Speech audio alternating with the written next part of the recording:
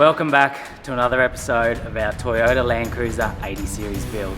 Previously, the 80 was unfortunately involved in an accident and needed a front end rebuild, which snowballed into us deciding to do a Turbo Barra conversion while we had the whole thing apart. So far, we have stripped down the 80, removed everything from the Ford Territory donor car we are using, installed billet oil pump gears and heavy duty valve springs in the block. Got the ZF Auto adapted to the Cruiser transfer, mounted to the 4-litre Barra block and into the 80 series with new engine mounts. Today's episode is a very exciting one because it's finally time for a big turbo. We get this mounted with the exhaust manifold, intake manifold, injectors, fuel rails, surge tank and get to work piecing this beauty together. Proudly supported by Opus Campers, Ultimate 9, Tread, Superior Engineering, GME, and in part by.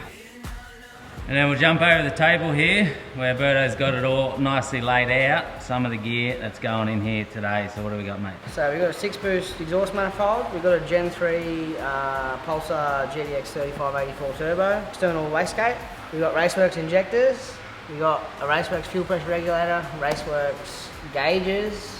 Obviously put that on, we've got an exhaust gasket, this is a ECU bracket, we have relocation kits for the alternator and the power steering. Beautiful. And all this stuff here is pretty much from Barra of the World and Raceworks. Yeah. The only thing we're still waiting on, which we are hoping will turn up today, is the intake manifold. So that's on its way, it'll be here shortly.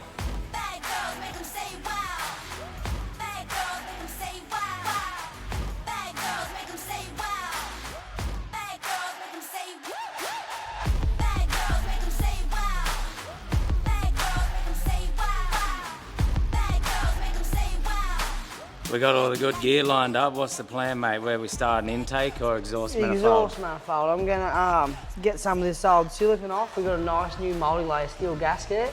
Gonna get it all clean. I'm gonna wind the studs in, put the gasket on, put the exhaust manifold on. I reckon that's gonna be first step.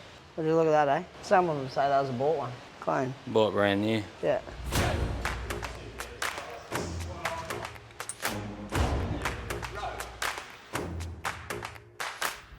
Get in your home, get in your home. It's a snug fit, mate, let me tell you. Yeah, mate, if this don't fit, mate. Big moment, does a 6-boost manifold fit? So while you're putting it in, run through what manifold did we get and why? We got a 6-boost exhaust manifold. Apparently it's the only one that fits that we can find. Does it fit? Yeah, it's f***ing close, but Might have to cut that engine bolt down. I suppose if you need to change the engine mount, just pull your whole exhaust turbo off. Perfect. Perfect. So this manifold, the 6-boost one, it's like a pretty good exhaust manifold, isn't it? It's top of the line. We only went the best for this. If Demi's going to crash, we need it to be sturdy and not fly apart.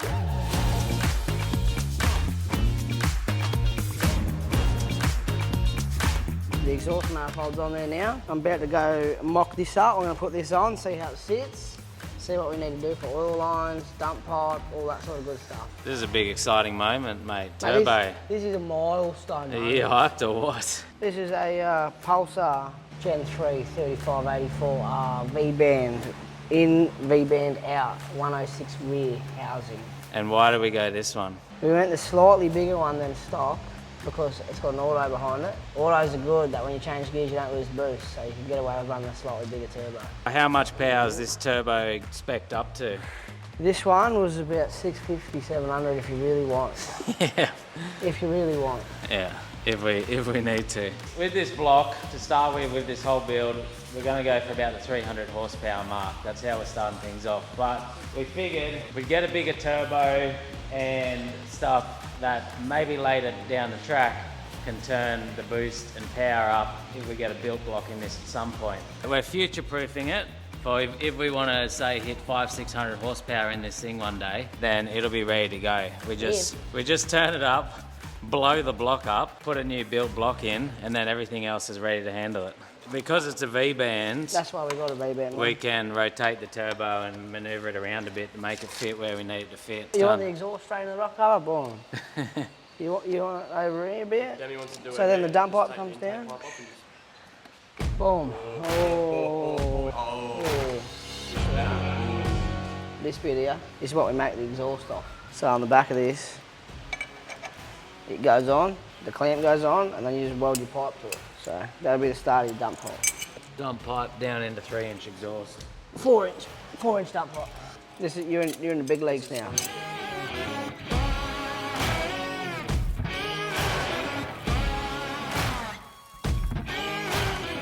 Next, I have to rotate the core so that this is the drains on top currently. So I need to rotate the center so that the feed's on top and the drain's on the bottom, because oil don't drain up around the corner. So a turbo has to have an oil feed, which helps cool it, and then an oil drain to drain that hot oil back out. Yeah, and the feed has to be on top and the drain has to be on the bottom, because they're only like gravity drain, they're not like pushed out. This will be clock ready for like a factory falcon. All 3 of these rotate, so every turbo is different. This one, the core is bolted to the rear with a big plate and just bolts. So I gotta loosen all the bolts, twist, do it back up.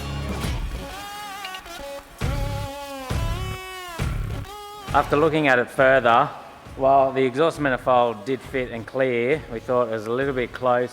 Once it gets hot and expands and any bit of movement there, it's going to be too close to touching, and then you end up with a cracked exhaust. So we're just going to trim back that engine bracket just a fraction, just so it has like a nice amount of clearance there for it. All the fun stuff with engine conversions, on off, on off, on off, never stops.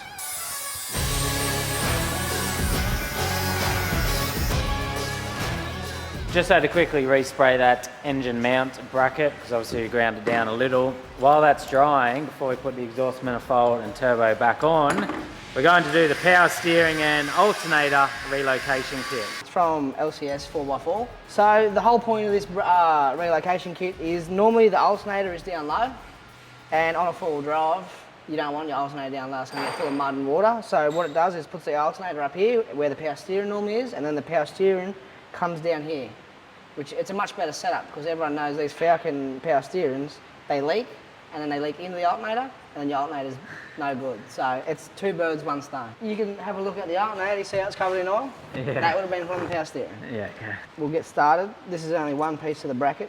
With this kit, they give you very good instructions. They tell you which length bolts go where, so you can't just put the wrong bolt in the wrong hole.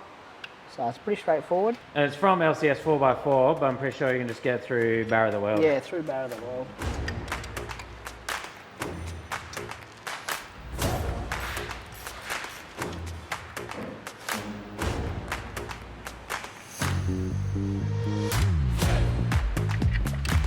I've got the front bracket on. Now I am checking out how it all mounts. There is a back bracket that goes through. So I'm just test fitting all this, seeing how it's gonna fit. It looks like it's gonna fit good. So now that we got the power steering pump on and the bracket, the alternator bracket's on. I wasn't sure if this was gonna be in the way, so now I'm gonna put it on the bracket. And then we're just putting the old alternator on for the moment. We may at some point get a fresh alternator, but that still works and we'll run the car for the time being. Budget, you know? Mate, that thing, it charged like nothing else. Look at that, mate. Look at that. Bada bing, bada boom. And they give you a different belt to suit, because it's obviously different locations, it's going to be different lengths. We've had a few of the pulleys and stuff for the accessory drive rock up. What's going on here, mate? What are we doing? What are we doing? Mate, see all this white oxidisation? It doesn't look good on there. I don't want no one telling me, hey, you need to throw that part in the bin, because it's perfectly good, it's just not pretty. So I'm going to give it a little rub up. See that? You don't hear it, that's the point, that one's good. Like that looks like it lines bang up with that, that lines up with that, that lines up with that, that lines up with that, that lines up with that. Because if one of these is off, they'll throw belts. That's that bracket done. We have just been on the phone though about the intake manifold, and today's Monday. It's actually not getting sent till Wednesday. We're coming up to Christmas, so then with shipping times, who knows? So that's still going to be a little bit off, which means we can't do all the intake side of things, which puts a bit of slowdown on what we're currently doing today. It's tricky with these engine conversions because you get a heap of parts and then you fit a couple and then you're like, oh wait, I need this, this, this, this and this to make that work. So I've been ordering more parts. We sat down for a while. We made a big list. Still a lot to go. We have just ordered a intercooler, an airbox, a thermostat, a belt tensioner. We ordered a pillar pod for the gauges. But yeah, there's so much stuff here to do. And we do really need that intake manifold to get that side done and then continue with a lot of these lists. But we are trying to order other things that we can see here so we at least have them coming. The only thing that we can think to do now is strip this car down so that we can do the transfer case shifter and the auto transmission shifter. And then while it's apart, we're just going to pull the whole thing apart and sound deaden it while we're going as well. We'll jump into that. Interior of a car, mate. We're ready to go. What's your plan? How are you going to pull this thing down? I'm going to pull the seats out, and then I'm going to pull the console out, and then I'm going to pull the carpet out. That's some nice light you got there, mate. Yeah, mate. That's my favourite, the Ultimate 9. Foldy Audi. It gets the job done. Mate, there's no job they can't do. Honestly.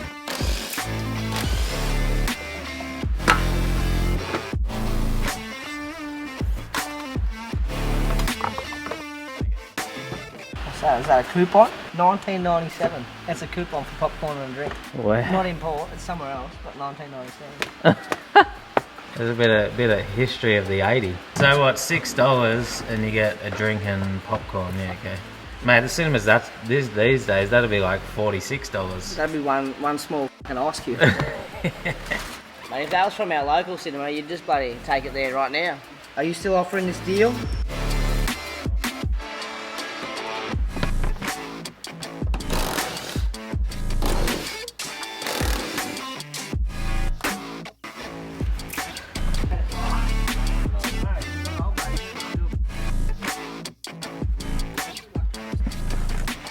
Getting there on the strip down, all coming out. It's not looking too bad under here. It's all pretty clean. No rust that we found. They obviously had kids. Which is good. Kids and snacks.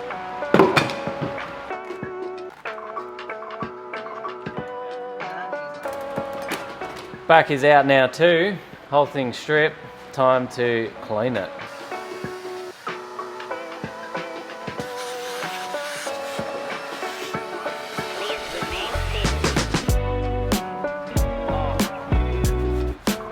Vacuumed it all out, and then we've plucked like all this leftover factory stuff that was stuck on the floor, otherwise the sound deadener won't go on the top of it.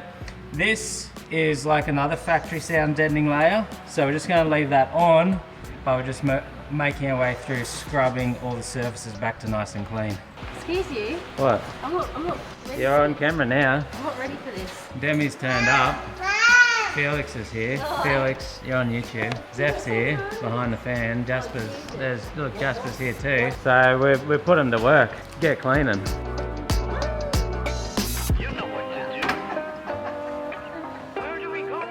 Car's all clean. What's next? What's next? First layer of sound deadening. What layer is that? This is layer 1. And what's that, like butyl foil or something? Yeah, I don't know how to pronounce it, so I'm not saying it. I can't wait to put this on my car so I can crash it in silence.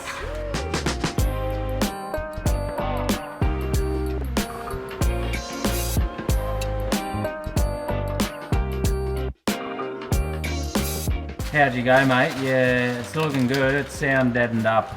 No, there's more sound deadening on this. Then, yeah. I couldn't think of anything that had heaps of sound deadening. All along the floor, put it in these cavities and that where you can. Any tips for doing sound deadening if people want to do it? What's the plan? Take your time, mate. If you don't get the roller, you get yourself something that, you know, goes in the cracks, and you really want to get it all laid out real nice, and you want the floor to be very clean before you do it, otherwise it falls off.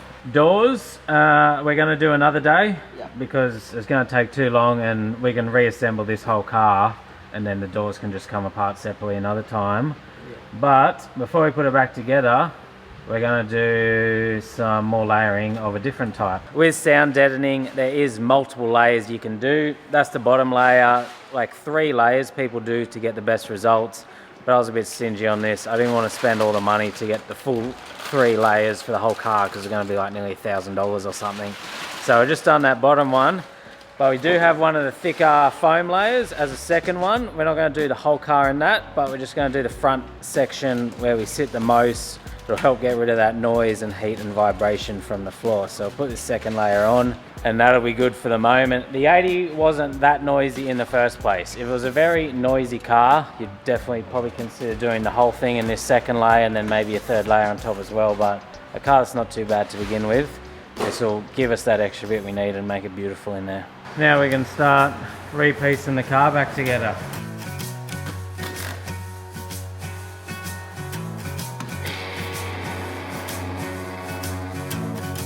The other thing to note too, because I was saying how we only did the one layer of sound deadening through most of the car, the double layer up the front, is the car already had that factory layer across all of the floor, and then under the carpet it's actually got this layer too, which is pretty thick and good. So between the carpet, it'll be deadened good.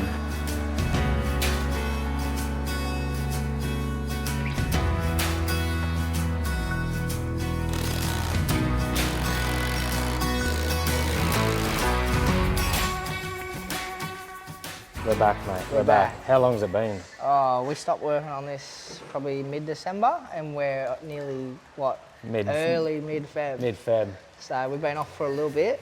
Yeah. This intake manifold was meant to be here before Christmas. It's finally turned up yesterday. We've been waiting for this so we can move forward. A long time. So the 80's been sitting here doing nothing. We've been down on all our high country trips and fixing cars and a bunch of other stuff. But anyways, same video, we're back into it. We're finally here to do the intake side of the Barra today and keep moving forward with it. What do we got? We got MDS forward facing manifold, Raceworks injectors, Raceworks fuel line, Raceworks fitting kit, and then just a factory BA throttle body. We're not going for a max effort build. So we've got 1000cc injectors and a nice, everything's from Raceworks. It's all very good quality, looks very nice. Got a turbo map sensor. We have to run that instead of the factory one, because factory ones aren't rated for boost, like a certain amount of boost. So we've got a new one of these, we'll put that in. We got that from Barra of the World. So I'm just putting a little bit of rubber grease on this O-ring, and that will help it slide into its time. So the bottom of this manifold has a few vacuum references. One's for your brake boosters, so your brakes have vacuum assist. And the other two will, I don't know what they're for yet, but we'll need them for something. If not, we can block them off. These come in the kit. They're 316 stainless, good quality. Get them in there. I've just put some thread sealant on them so they seal. Nothing but the best here, mate. We've got a shifter. So rubber grease just, it's probably not needed, but for all these O-rings and that, it helps them go in without like ripping them or tearing them. So pretty much all you're doing now is just assembling all the bits and pieces for this intake, and then she'll bolt on. Yeah, this thing's a bit dirty, you know, someone could have cleaned it or something. Where's Sean when you need him? Sean, where you at? So, and then this is the throttle body, bolts onto it. Yeah, so this is a fly-by-wire, so an electric throttle body, which is what they run factory. Doesn't have a cable or anything like a old car. Mate, this is technology. This is modern stuff. This is no FZ. Nah, mate. This is a Ford Barra. FZ. Disgusting. I'm just preparing the surface for a gasket, so I'm going to get all this carbon build up, exhaust junk off, so it's nice and flat. I've just got some Scotch-Brite, a little bit of cutting fluid on it. Surface is clean. There's your gasket. I'll bring that manifold over, slide it on those two, and I'll get some bolts. You ready for it or what? And I'm ready for it. Been ready for it for 3 months. Installed.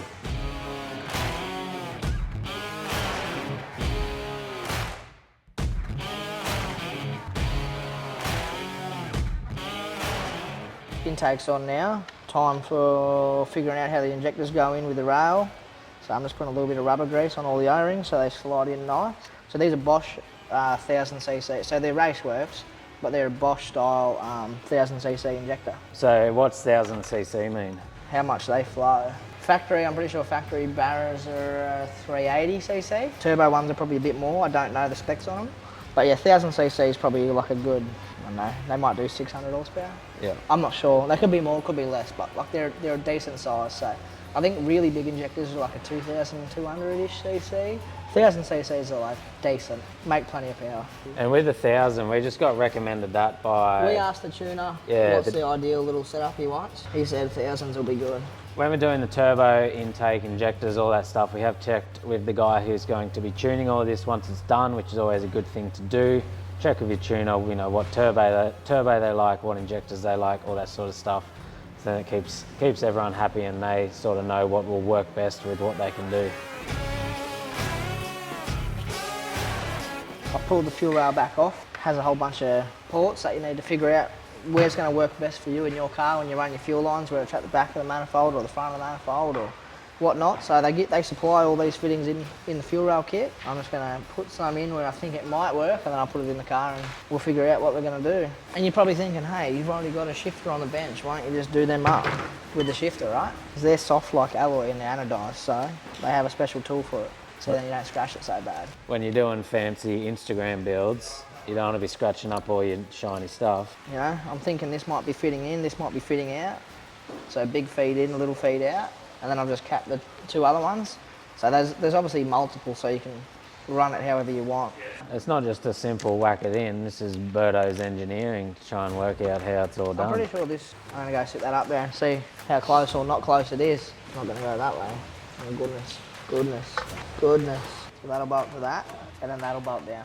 You've jengered it together. You got the plan. Okay.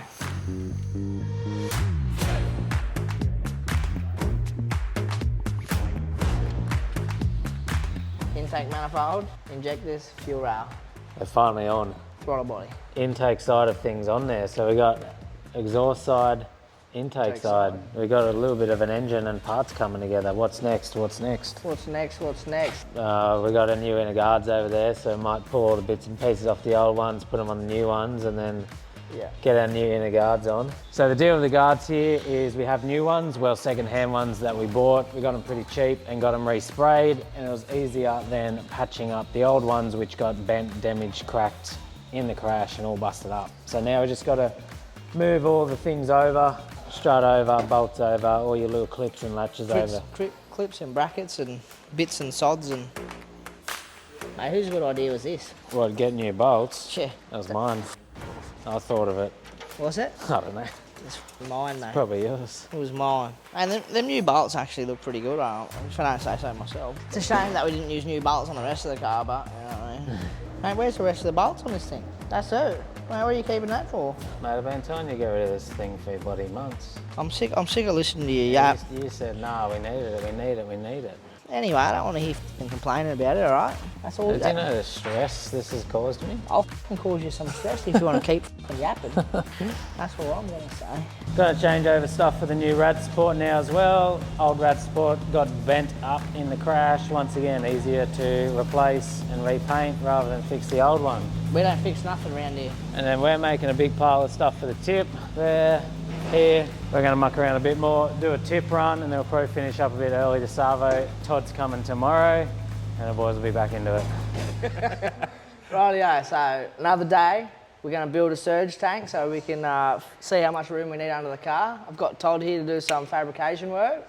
He needs to make a nice bracket. He's way better at that than me, so he can do that. But yeah, we're putting a surge tank in so that it doesn't run lean when we go up hills and four-wheel drive, and if it ever does that. What do we got? So, boom, everything we got is Raceworks. We got Raceworks surge tank, Raceworks. Raceworks shirt on. Hang on, yeah, mate, I came prepared today. I got the shirt on. We got a fitting, so this is a dual pump tank. So we got 2 fuel pumps that are going to go in it, 2 different hangers. We got strainers, we got the lot. They're good because they come in a lot of different types, configurations, lay down, stand up, sort of size. Yeah, I know when we ordered it, we pretty much worked out what would be best. And this is one of their new models as well, which can actually be mounted, I think, that way, which is the way we're going to do it, with the dual pumps coming out the side of it. The same as dual pumps, yeah. They come with the different strainers, so on their side, and you've got your standing up strainers, whole suction pre-filter. Then, wiring kit. They've got the plug. I'm guessing they suit some sort of harness, but yeah, we can just cut those off to mount to the bottom of our carrier. And the carrier itself, you adjust the pump to suit the depth of your tank. And the idea is when you're building more of a performance petrol car, and then if you're taking it forward driving on angles, if the main fuel system doesn't pump up correctly. Yeah, lean out will just stall, like it just won't get fuel. Yeah. So the idea behind this is an in-between tank that keeps that fuel pumping hard at all times. Yeah, keeping up, because you've got a pressure reg there that goes in between. You've got your main fuel tank, surge tank, pressure reg, and you can adjust that according to what sort of horsepower or whatever you sort of want to make. More advanced fuel system for performance petrol four-wheel drives. Yeah.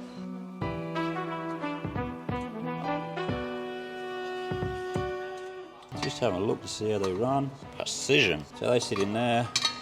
They've got a sealing O-ring that goes inside that boss. So just use a bit of rubber grease. And it's got your clamp plate that goes over top. Very nice.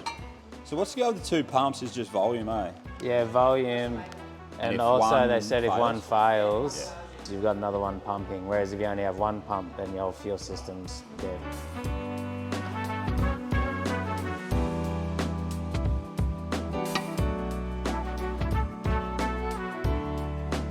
That's her, she's on, she's assembled. So what we've got now, we can start mounting her up. Sort of the best place we can mount it here is in under the floor, up in like that sort of thing. So it's marked it out. And then I can drill those 8 holes, come up here and have a look in through the floor. Just pull the seat out, pull the carpet up, and just cut a section out for the insulation, the liner. And yeah, I'll make up a sandwich plate, sandwiches it, so just makes it a lot more strong. So here's the sandwich plate, I can drill and cut that out, give it a coat of paint, and bolt her up.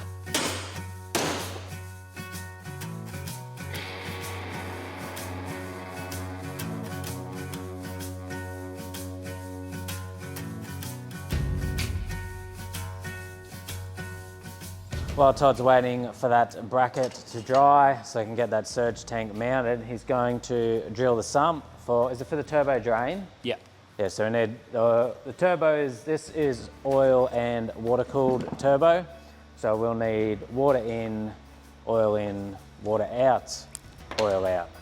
So yeah, we're gonna drill the turbo drain into the sump. So as oil comes through, cools it, it drips back down, runs back down into the sump. When you're working this out, Todd, is there like a spot for it? Is that the spot for it there, or you just make one up? I've never done one on these before, but Bert, I was saying too, like he's seen them before. You must have a turbo model with these. The moulding's already there. It's only a matter of just drilling it out, drill your centre out, drill the bolt holes out, tap them out. I'm just going off by the gasket. So I'll drill these ones, but I won't drill right through into the sump, so that I can just use a bottoming tap.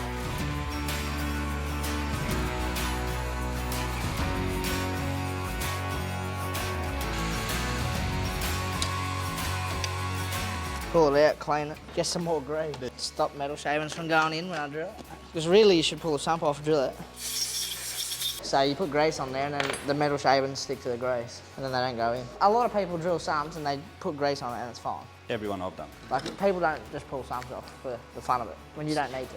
I'm gonna get some more grease, but Todd subbed me in, right? He wasn't qualified, so he said you can do it. Nah, we're sharing the workload. We're trying to. We're just teaching this young fella here. Look at him, little apprentice. We're doing 2 different projects at once. You want me to do that too, mate? Make the line? I'm not going to say anything rude to the camera. But Todd, you can get What are you doing over here, Todd? No, I was trying to get this shifter to work, but I want to try and get it the same height as the old shifter. See if we can reuse like the original shroud, just so you don't have to make a whole new custom centre console. Well, you're not capable of that. No. Fair enough. Need help. Call me out. There's the oil drain bung on, all fitted up, looking good. What's next, mate? What are we up to now? Guards. This is getting exciting now. The car's actually coming back together. Mate, don't get your hopes up. So I've got to get all this loom out of the way. The factory one had a seam sealer all along where the body joins. So I've gone down to our local paint supply, got some seam sealer, so that just prevents it moving and rust starting between them and that sort of thing. So I'm going to lather some of this on around this, pretty much everywhere it joins. All new bolts, and what else have I got on it? I've got some copper C's, anti-C's. Where'd you learn about that from? My boy B Sherry. He taught you. B Sherry, mate. I'm going to get 1 or 2 bolts, I'm going to lift this thing over, get him in his home, and I'm going to knock off for the day.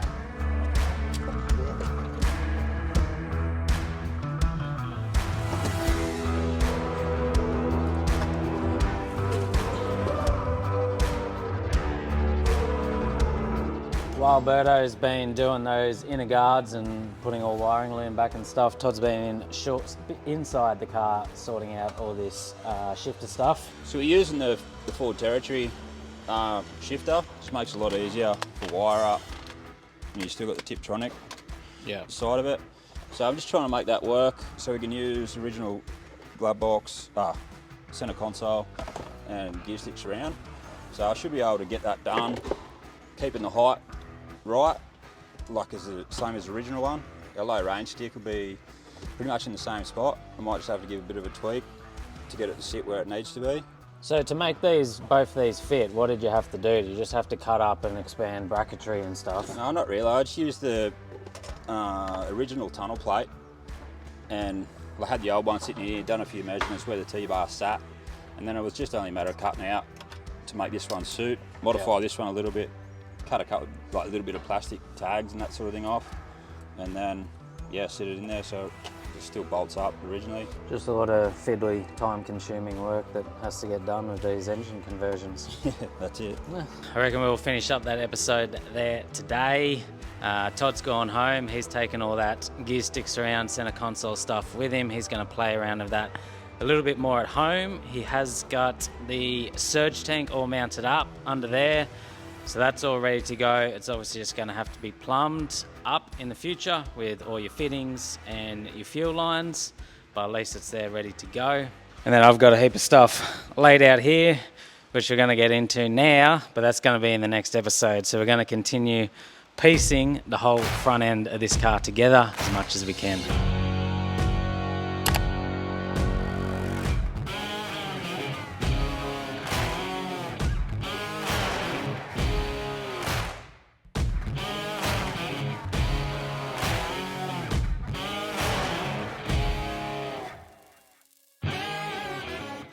Bibbidi bop, Bibbidi bop. bibbidi bop. Frog's got no soul. You're ready to go. So what I'm doing here is these sumps have like a spot for your like a factory oil return. Oh, yeah, no, I've already said all this. You've already said it. All right, I'm about to drill. Oh, that's it. All right, let's go. I Let's don't go. want to see your let's hands, go. mate. Let's go. You ready? You know this song. Says I'm looking for the man to shine my